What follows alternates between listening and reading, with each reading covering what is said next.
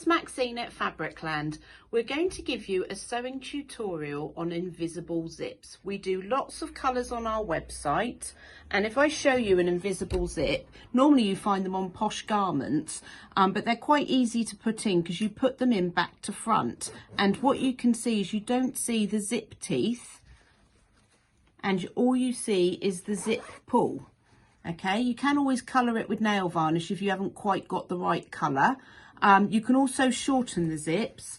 You can do this with all zips. All you do is do a bar tack, which is just like a straight stitch at the bottom, and that will act as your stopper. So if you can never find the right length zip when you're doing something, all you have to do is do a bar tack and you can shorten it.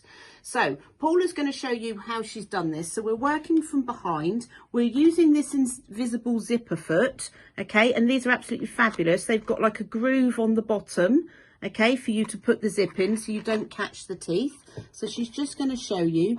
These things fit most machines, okay, and she's just sewing the last piece of the zip.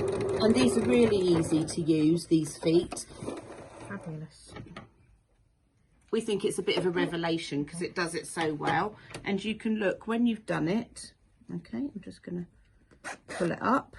Okay, so you pull up your zip and then you can just do your other seam for your skirt or your top. Okay, and it's all done for you. So hopefully you'll be inspired to have a go. So goodbye.